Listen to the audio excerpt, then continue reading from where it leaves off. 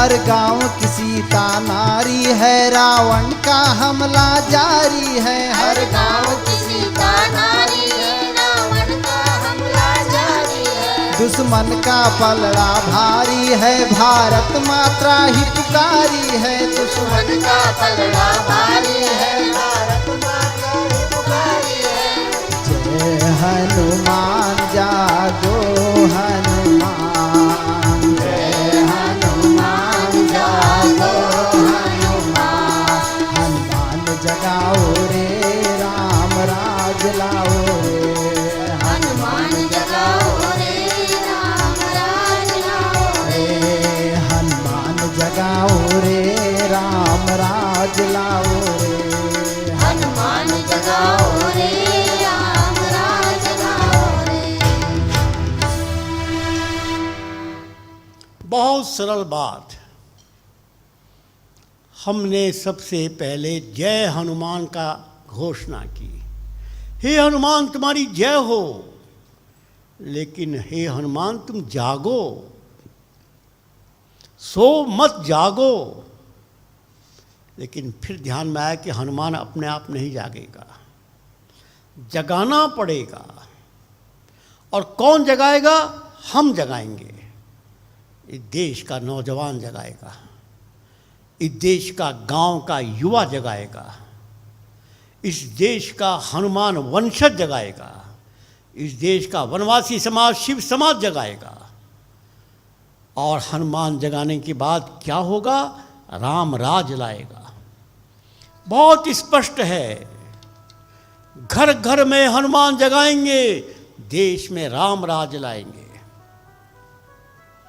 और इसीलिए अब एकल अभियान के 2 भाग हो गए हैं। एक एकल अभियान की पंचमुखी शिक्षा के द्वारा 1 लाख एकल विद्यालयों की गुणवत्ता को अच्छा बनाकर एक मजबूत शक्ति केंद्र, उत्पादन केंद्र के रूप में इन गांव को विकसित करना, ये हमारी पहली वरीयता है। और उसमें हमारे कार्यकर्ता लगे हैं। लेकिन दूसरा काम जो नया प्रारंभ हुआ, एकल शिव क्रांति। अब एकल के द्वारा शिव समाज की क्रांति होगी। और शिव समाज की क्रांति का एकमेव कार्यक्रम है हनुमान परिवार। जय हनुमान जागो हनुमान जगाओ हनुमान। और इसके द्वारा इस देश में राम राज लाएंगे। पहले चरण में 4 बातें कही गई हैं। बड़ी सरल है समझने के लिए, लेकिन उसका अर्थ तो गंभीर है ही। हर गांव की सीता नारी है। देखो, हर गांव की अस्मिता, हर गांव की समृद्धि, हर गांव की एकता, हर गांव की विशेषता, हर गांव की समृद्धि, हर गांव में जो कुछ है वो मां सीता के रूप में, नारी के रूप में है। गांव को हमने मां सीता के साथ जोड़ा। गांव की एकता, समृद्धि, अस्मिता, जो कुछ है वो मां सीता के समान है। और मां सीता, जिसकी पवित्रता की कहानी सुनते ही मन में कैसा पवित्र भाव भर जाता है। हमने उनकी कहानी सुनी, आगे भी सुनेंगे। लेकिन मां सीता का स्मरण मात्र से सारे कलुष मन के समाप्त होकर मन पवित्र भाव से भर जाता है। इसलिए गांव की रक्षा माने मां सीता की रक्षा। गांव की प्रजा माने मां सीता के प्रतिनिधि। हमने गांव की प्रजा को मां सीता माना। और सीता पर रावण का हमला त्रेता युग में भी हुआ था, कलयुग में भी हो रहा है। रावण आज हमारे गांव की अस्मिता पर आक्रमण कर रहा है। रावण के 10 सिर थे, आज के रावण के भी 10 सिर हैं। आज भी गांव की अस्मिता, एकता, शांति, समृद्धि पर 10 प्रकार के रावण का हमला हो रहा है। सबसे पहले राजनीतिक नेता अपने स्वार्थ के लिए गांव के लोगों को बेवकूफ बना रहे हैं। दूसरे व्यापारी अपने स्वार्थ के लिए गांव का शोषण कर रहे हैं। तीसरा जाति के नेता जातिवाद फैलाकर गांव वालों को भ्रमित कर रहे हैं। चौथा धार्मिक नेता, ये गांव वालों को वंचित नीच बता कर उनका मनोबल समाप्त कर रहे हैं। प्रशासनिक लोग, पुलिस, कोई कहीं पर अपराधी नहीं मिला, गांव वालों को पकड़ ले गए। इसलिए अंग्रेजों के समय में इसका नाम जो ट्राइबल पड़ा, वास्तव में ट्राइब शब्द अपमानजनक शब्द है। ट्राइब अंग्रेजी में उस जन समूह को कहते हैं जो अपराधी मनोवृत्ति का होता है। तो कोई भी प्रशासन, कोई भी पुलिस किसी को अपराधी गवाह बनाना है, किसी को ले गए। और उसके बाद जन, जल, जंगल, जानवर, जमीन, इन 5 तत्वों के दुश्मन भी गांव-गांव में हावी हैं। ये 10 सिर वाला रावण आज भी सीता पर हमला कर रहा है। और दुख की बात है, दुश्मन का पलड़ा भारी है। हाँ है, मान जाओ, कोई भी कारण हो, कारण मत जाओ, लेकिन सच्चाई जो है वो है। क्योंकि दुनिया के सारे देश भारत के कभी उन्नति नहीं चाहेंगे। और विशेष रूप से ये 2 समाज, मुस्लिम समाज और ईसाई समाज, उनके मन में तो यही है कि हमने भारत पर इतने साल राज किया, अब हम राज करेंगे। और इसके लिए आज की परिस्थिति में जो कुछ करना है वो सब कर रहे हैं। बाहर से भी आक्रमण, अंदर से भी आक्रमण।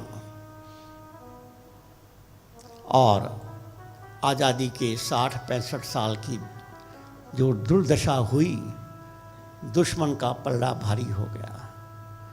और इसलिए माँ, भारत माँ त्राही पुकारी है, त्राही त्राही माँ, भारत माँ। पीड़ा है, दुख है, पुकार रही है अपने बेटों को, संतानों को, बचाओ बचाओ बचाओ। अब ये देखना है कि भारत माँ की सच्ची संतान कौन है,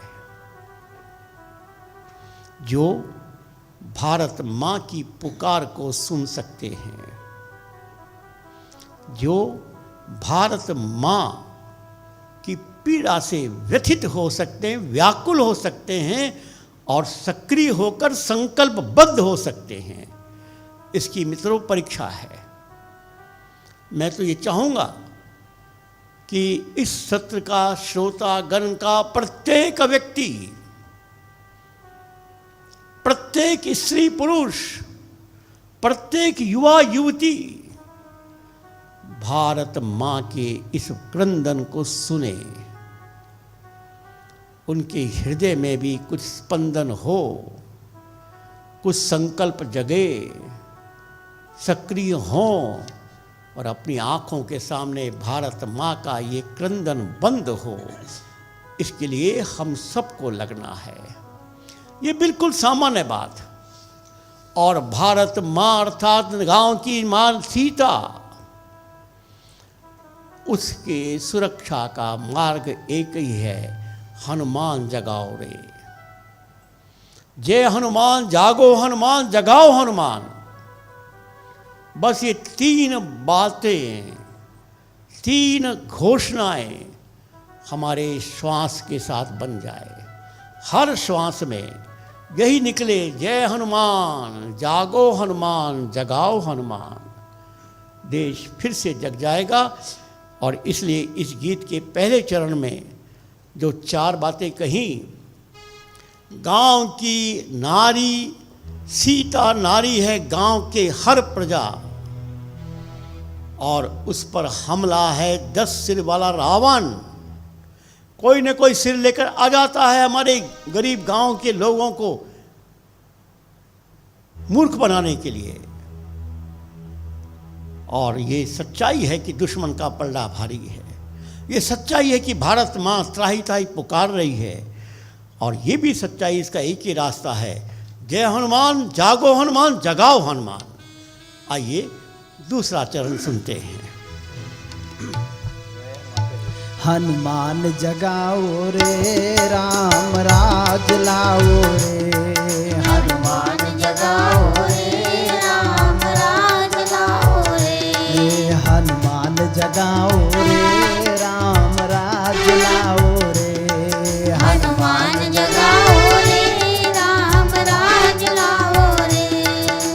गांव गांव में जाना है, युवा शक्ति जगाना है। गाँव गाँव में जाना है, युवा शक्ति जगाना है। रावण को भगाना है, सीता को छुड़ाना है। रावण को भगाना है, सीता को छुड़ाना है। हनुमान जगाओ रे, राम राज लाओ रे। हनुमान जगाओ रे, राम राज लाओ रे। हनुमान जगाओ रे, राम राज लाओ रे। हनुमान जगाओ रे, राम राज लाओ रे। हनुमान जगाओ रे, राम राज लाओ रे। हनुमान जगाओ रे, राम राज लाओ रे। हनुमान को जगाने का कार्य योजना क्या होगी? वही 4 बातें, गांव गांव में जाना है। मित्रों, एक निवेदन मेरे श्रोतागण में, जो लोगों का मूल घर गांव है और वर्षों पूर्व उनके पूर्वज नगरों में आ गए होंगे,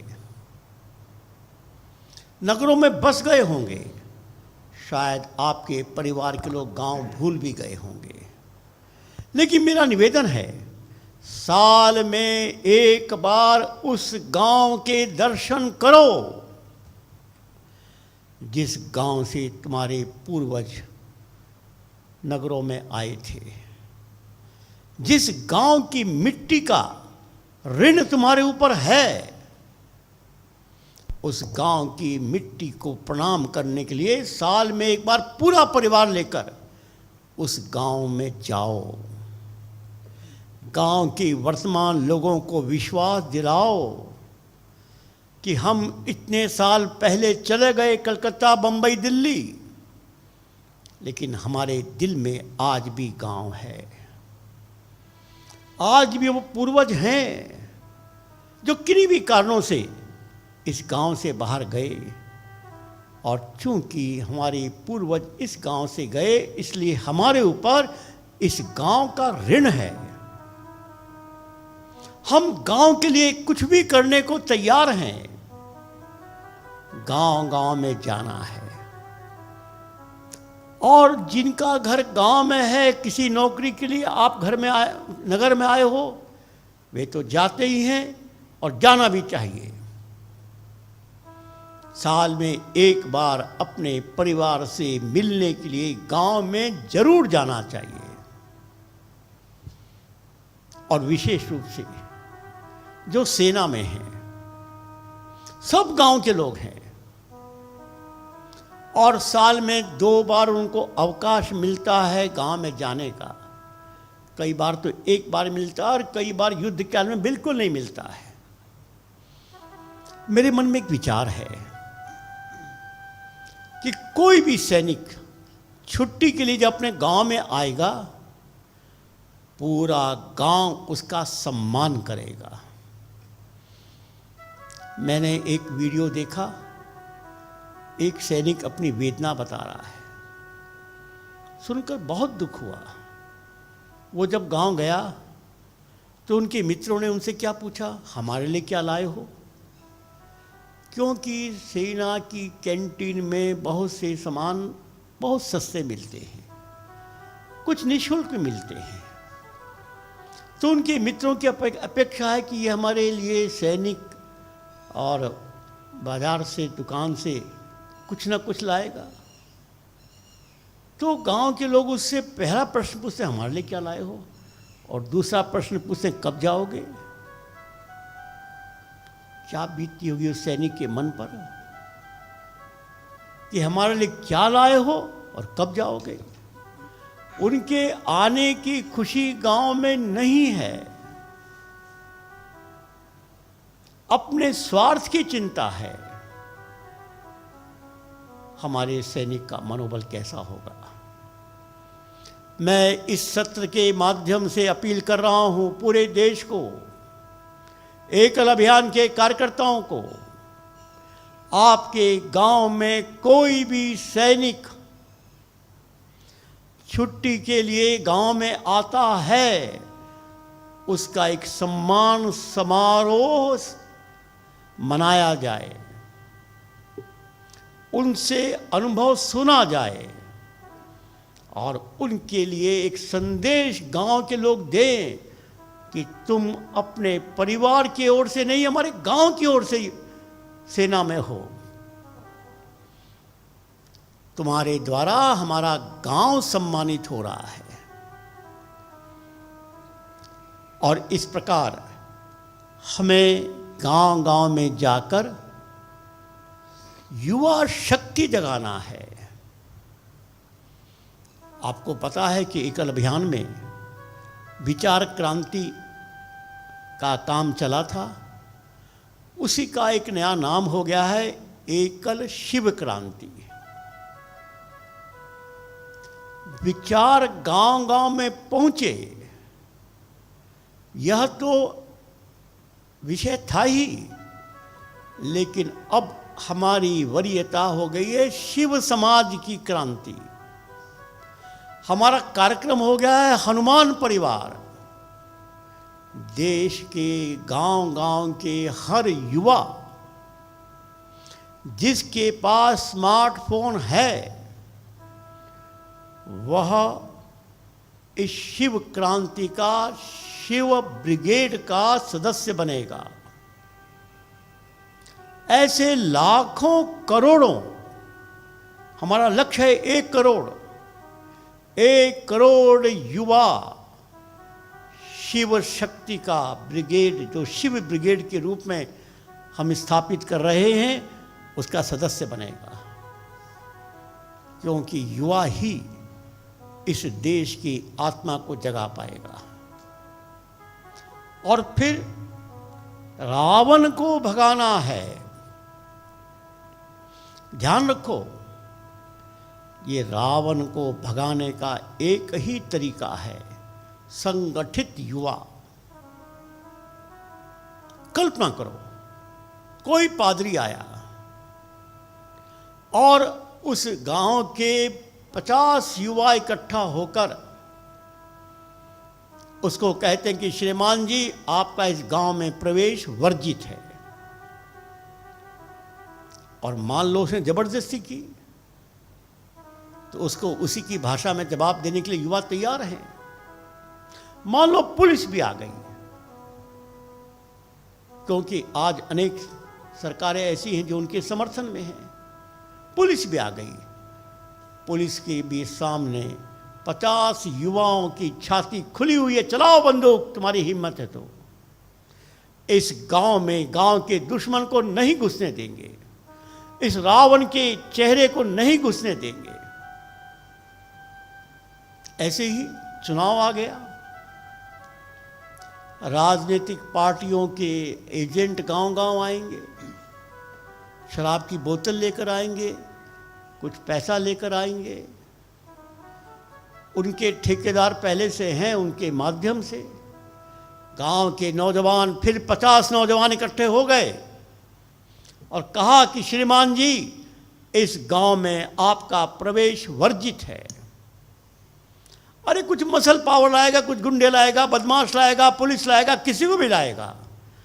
50 युवाओं के संगठन के सामने किसकी हिम्मत है जो गांव में घुस जाएगा। ऐसे कोई व्यापारी भी आया जो गांव के लोगों का शोषण कर रहा है। कोई जातिवादी नेता आया जो गांव के लोगों को मूर्ख बना रहा है।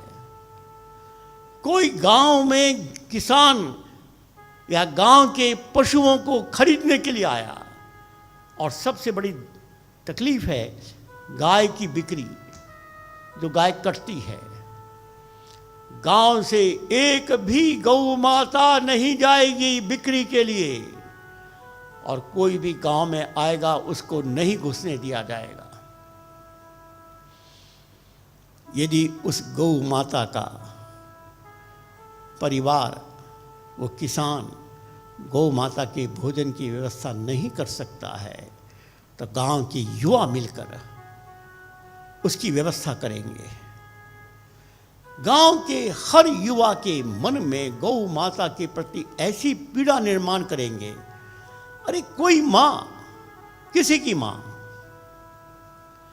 यदि तुमने घर में गरीबी के कारण माँ के भोजन की व्यवस्था नहीं कर पाए, तो क्या माँ को बाजार में बेचकर भोजन की व्यवस्था करोगे? क्या माँ को कटने के लिए कत्ल खाने में भेजोगे? अरे जिसने हमको जन्म दिया माँ, वो तो कुछ वर्ष पहले की माँ है, लेकिन हजारों साल से जो हमारी माँ है गौ माता, उसको क्या हम बेच सकते हैं? क्या उसको कटने देने की अनुमति दे सकते हैं?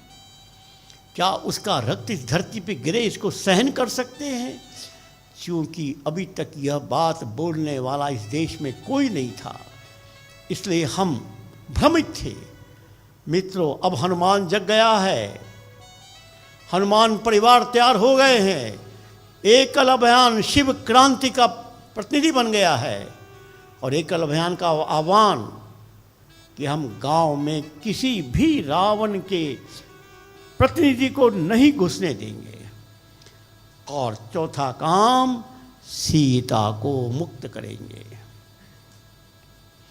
रावण के अत्याचार से सीता को मुक्त करेंगे। जब कोई रावण नहीं घुस पाएगा, सीता मुक्त हो जाएगी, गांव की शांति स्थापित हो जाएगी, गांव की एकता चमक जाएगी, गांव की समृद्धि आकाश को छुएगी, गांव की अस्मिता सारी दुनिया को प्रकाशित करेगी। गांव की सीता रूपी नारी, उसकी अस्मिता की आज तक हम कहानी पढ़ते हैं। तो मित्रों, एकल अभियान के द्वारा हनुमान को जगाकर गांव की सीता को मुक्त करने के इस अभियान में आप सबका आह्वान है। आइए इसका सदस्य बनिए और इस गीत का हम लोग चौथा चरण, तीसरा चरण सुनेंगे।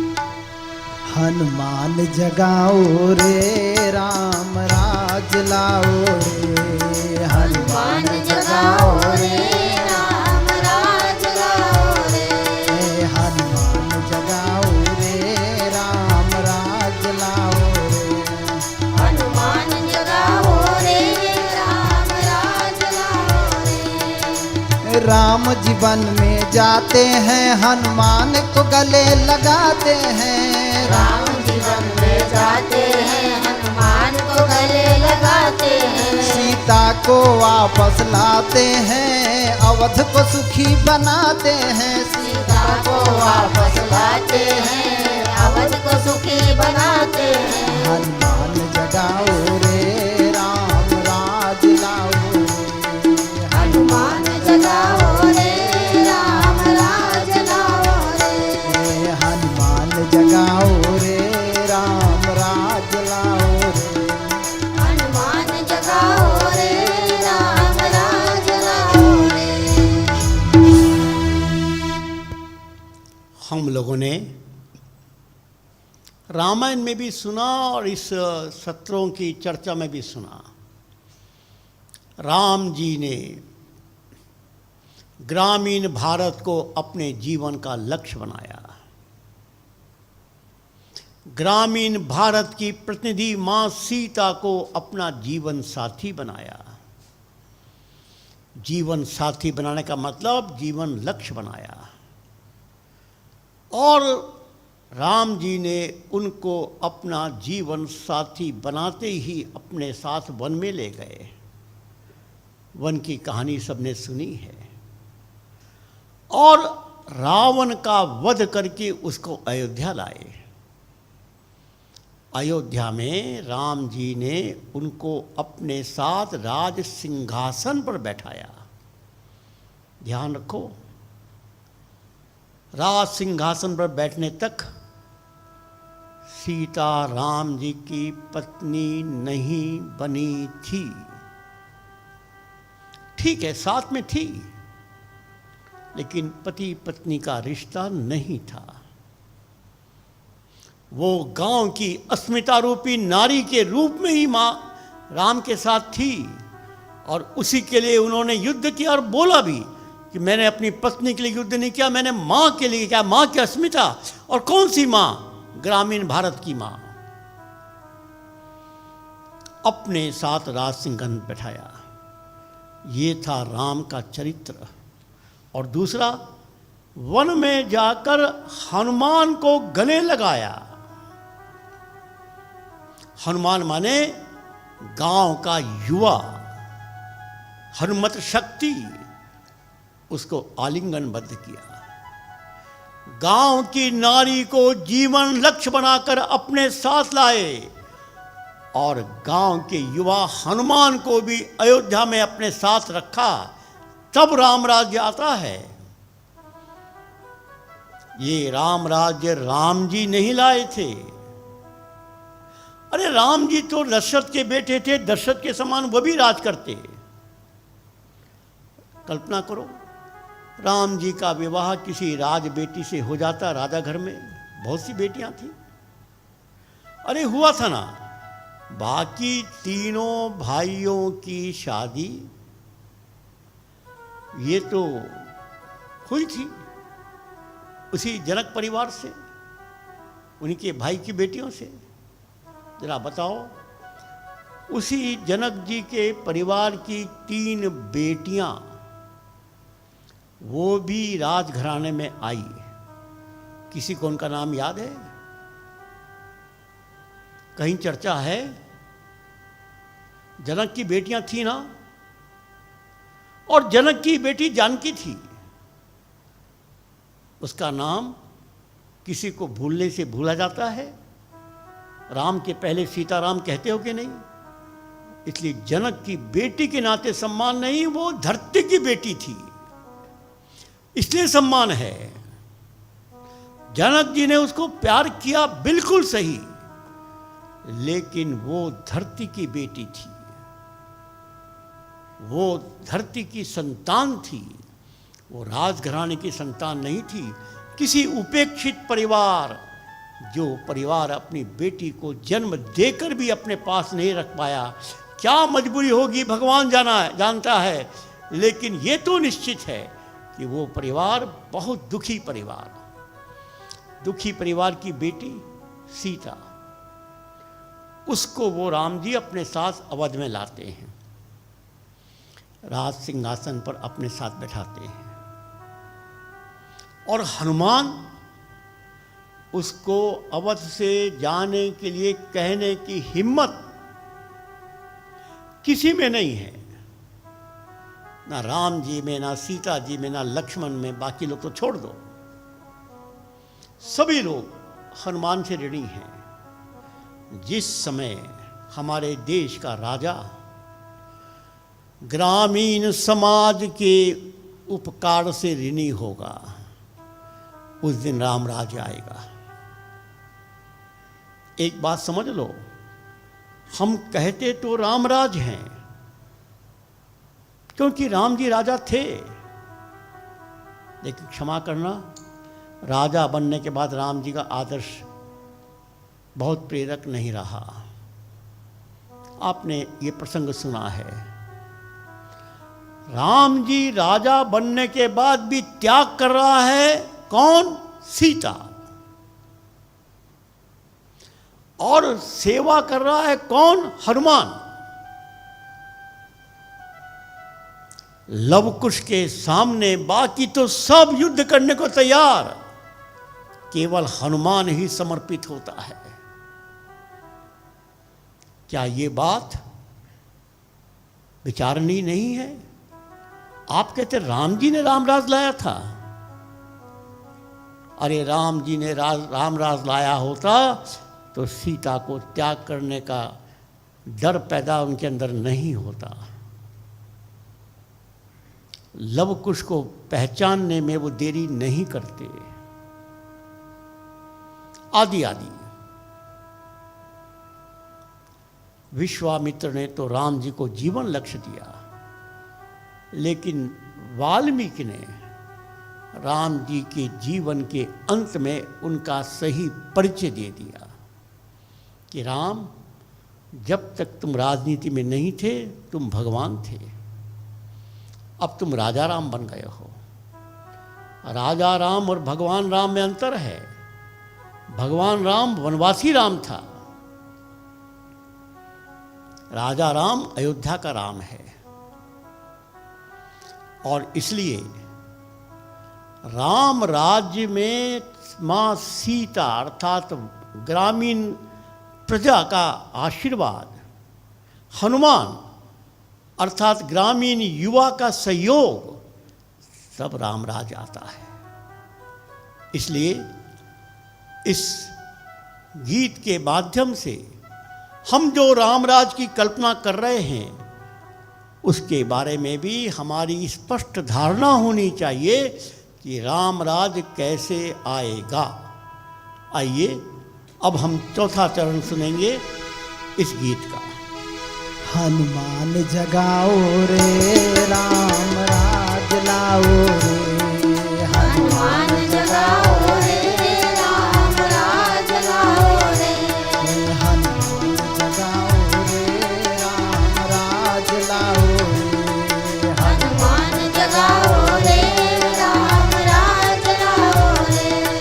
हनुमान हम जगाएंगे राम राज को लाएंगे, हनुमान हम जगाएंगे राम राज को लाएंगे, प्रभु के काम आएंगे जीवन धन्य बनाएंगे, प्रभु के काम आएंगे जीवन धन्य बनाएंगे। हनुमान जगाओ रे राम राज लाओ रे, हनुमान जगाओ रे राम राज लाओ रे, हनुमान जगाओ रे राम राज लाओ रे, हनुमान जगाओ रे राम राज लाओ रे।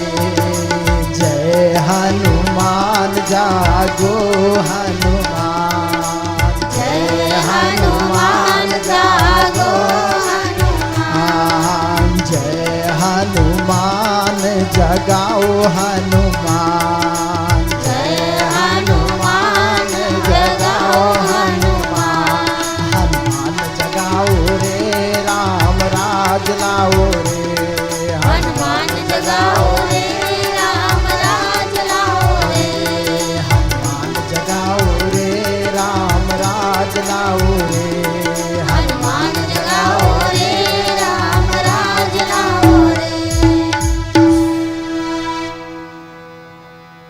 यह गीत का समारोप है।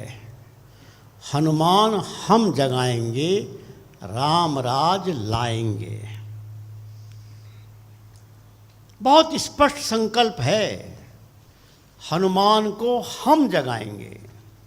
हम माने एकल अभियान से जुड़ा हुआ ये एकल शिव क्रांति के लोग।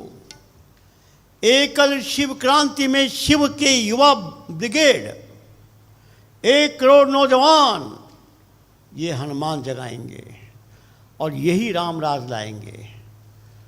और जो प्रत्येक हिंदू के मन की कामना है, प्रभु के काम आएंगे, जीवन धन्य बनाएंगे।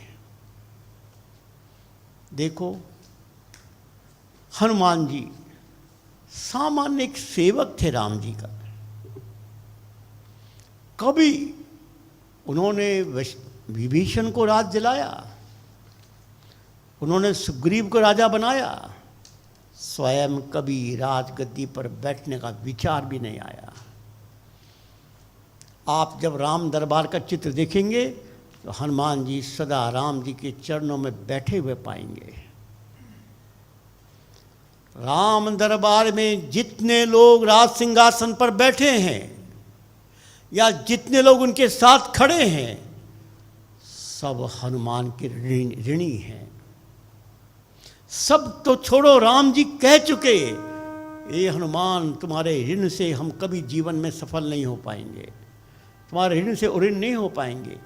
जो ऋणी हैं वो सब खड़े हैं राज सिंहासन पर, और जो जिसका ऋण है वो चरणों में बैठा है, सेवक है। इसी का ये परिणाम है कि राम मंदिर की तुलना में हनुमान मंदिर पता नहीं कितने गुना अधिक हैं। सेवक की पूजा समाज करता है, राजा की पूजा राजा लोग करते हैं। इसलिए यह संकल्प हम सबके मन में जगे, यही प्रार्थना लेकर इस गीत का हम समारोप कर रहे हैं। हम सबके मन में ये विचार पैदा हो कि हम हनुमान जगाएंगे, चाहे नगर में रहते हों, चाहे गांव में रहते हों, चाहे पुरुष हों, चाहे स्त्री हों, चाहे युवा हों, चाहे प्रौढ़ हों। हनुमान चालीसा बोलने में क्या देरी लगती है? हाँ, कुछ लोग तर्क कर सकते हैं, पढ़े लिखे लोग, ये हनुमान चालीसा बोलने से क्या होगा? उनको सबको माफ़ कर देना, बहस मत करना, बहस करने की बात भी नहीं है, माफ़ कर दो। लेकिन हम संकल्प करेंगे। आइए, इस सत्र के समारोह करने के पूर्व मैं बोलूँगा, हनुमान हम जगाएंगे, राम राज को लाएंगे, हनुमान हम जगाएंगे, राम राज को लाएंगे, प्रभु के काम आएंगे, जीवन धन्य बनाएंगे, प्रभु के काम आएंगे, जीवन धन्य बनाएंगे। सबको नमस्कार, धन्यवाद।